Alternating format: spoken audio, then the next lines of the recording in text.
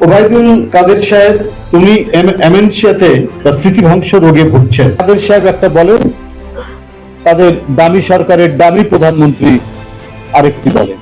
আমরা যা বলি ওই কথাগুলোকেই আবার ঘুরিয়ে ওরা বলে, মানে নতুন ভাষা নতুন বাক্য তৈরি করার ক্ষমতাও চলে গেছে। বলেছেন জনগণ দ্বারা বারবার প্রত্যাখ্যাত হয়ে বিএনপি নেতারা তাদের বিদেশি প্রভুদের দ্বারে দ্বারে ঘুরছে।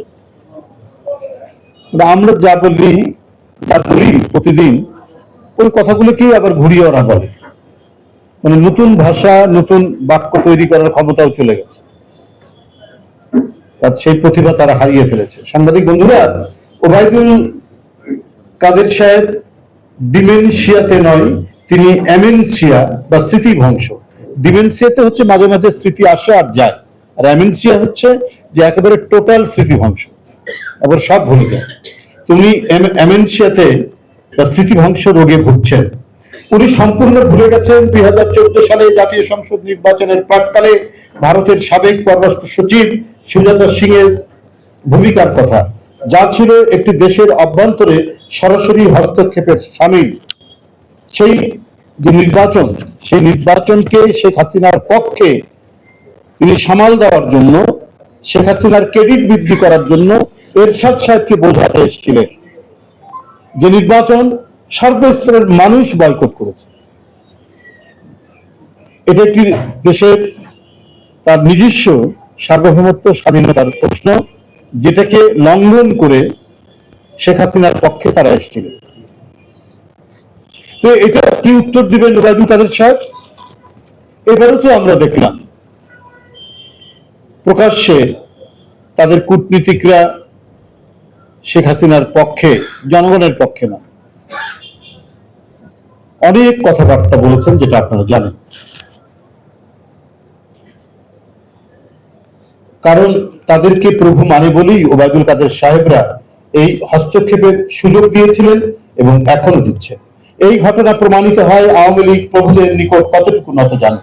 এটি দেশের সার্বভৌমত্ব বিকিয়ে দেওয়ার এক ভয়ানক দৃষ্টান্ত।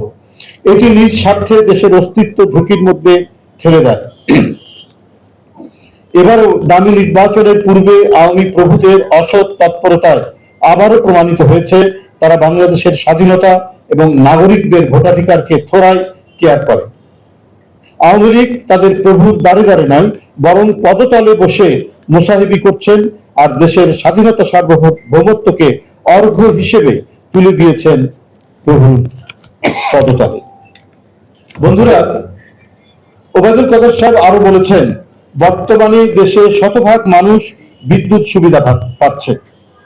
বিদ্যুৎ নিয়ে বিএনপি নেতারা মিথ্যাচার করছে। বিএনপি নাকি খালি মিথ্যাচারই করে।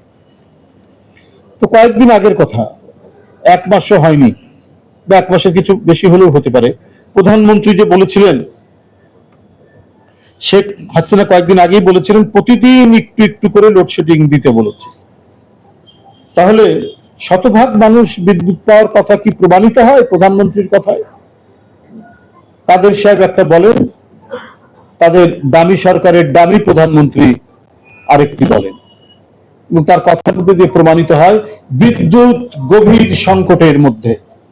সকালে ঘুম থেকে উঠলেই দেখি লোডশেডিং, বিকেলে বাসায় ঢুকলে দেখি লোডশেডিং, আর সন্ধ্যে থেকে রাত 12টা পর্যন্ত যে কতবার লোডশেডিং হয় তার কোনো ইয়াত্তা নাই। আর মফস্বল গুলো তো জেলা উপজেলায় অন্ধকারে ডুবে আছে। আর ডাহা বানোয়াট কথা বলে যাচ্ছেন একটার পর একটা ওবায়দুল কাদের সাহেব। কেন বলেছিলেন? আসলে বিদ্যুতের কি দশা সেটি দামি প্রধানমন্ত্রীর কথাতেই প্রকাশ পায়। সেতু মন্ত্রী সহ দামি সরকারের মন্ত্রীদের অনর্গল মিথ্যা বয়ান মূলত অচল, অবাস্তব, উপেক্ষণীয়, এমনকি বর্জনীয় বটে। জনগণ এটাকে বর্জন করে তাদের কথা। এ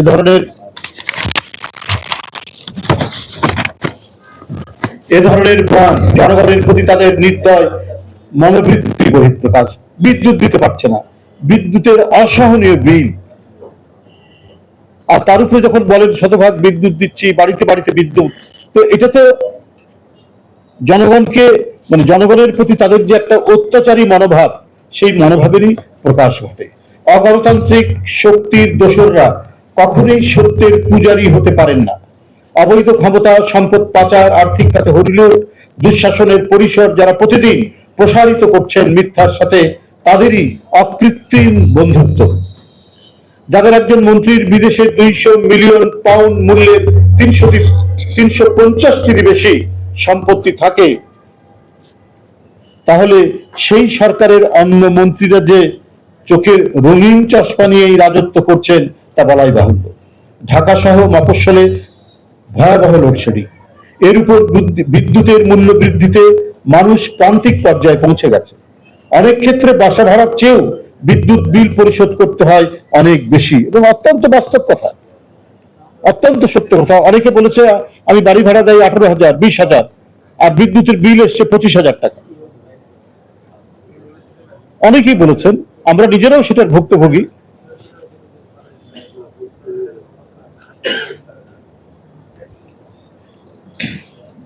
ওবায়দুল কাদের সাহেবরা ক্ষমতার স্বর্গে বাস করেন বলে বিদ্যুতের প্রকৃত চিত্র জানতে পারেন না। বিদ্যুতের নিচের দিকে 5% বৃদ্ধি আর উপরের দিকে 8% বৃদ্ধি কি চরম বৃদ্ধি নয়? অবৈধ শাসক গোষ্ঠীর এতে কোনো যায় আসে না। বিদ্যুতের দাম বৃদ্ধিতে মধ্যম আয় ও নিম্ন আয়ের মানুষেরা যে দিশেহারা, সে খবর ক্ষমতার মোহে অন্ধ ওবায়দুল কাদের সাহেবদের জানা নাও থাকতে পারে। সেতুমন্ত্রী আরো বলেছেন, বিএনপি নেতারা একদিকে প্রতিদিন মিডিয়ার সামনে মিথ্যাচার করে যাচ্ছেন, অন্যদিকে মত প্রকাশের স্বাধীনতা নিয়ে প্রশ্ন তুলছেন।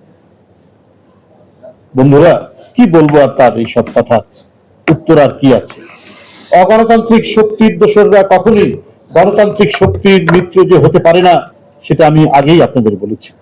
সত্য ভাষণ ও সত্য লেখনির জন্য অনেক সাংবাদিক আজ দেশ ছাড়া, শারীরিকভাবে অত্যাচারিত। আপনারা দেখবেন অনেকেই গণতান্ত্রিক দেশে, স্বাধীন দেশে গিয়ে সেখানে কেউ উপস্থাপনা করছেন, কেউ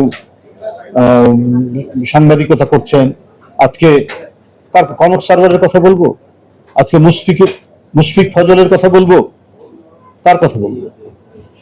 অনেক, মনির হায়দার, কার কথা বলবো? কাফি কামাল, কে না? সবচেয়ে বড় আমার দেশের সম্পাদক মাহমুদুর রহমান সাহেব, তাকে ফিজিক্যালি অত্যাচার করা হয়েছে। একবার করা হয়েছে রিমান্ডে, পুলিশ করেছে, আরেকবার পুলিশের সামনে আওয়ামী ক্যাডারদেরকে লেলিয়ে দেওয়া হয়েছে কুষ্টিয়ার আদালত প্রাঙ্গণে। রক্তাক্ত করা হয়েছে তার মাথা থেকে সারা শরীর। তিনি আজ দেশ ছাড়া। এরপরে বড় বড় কথা বলেন ওবায়দুল কাদের সাহেব, কারণ ভোট আপনারা করবেন না, নির্বাচন ধ্বংস, নির্বাচন কমিশন ধ্বংস, ভোটাররা আজকে বন্দী করেছেন বলেই জবাবদিহিতে নেই, তাই অনর্গল মিথ্যা বলে যাচ্ছেন।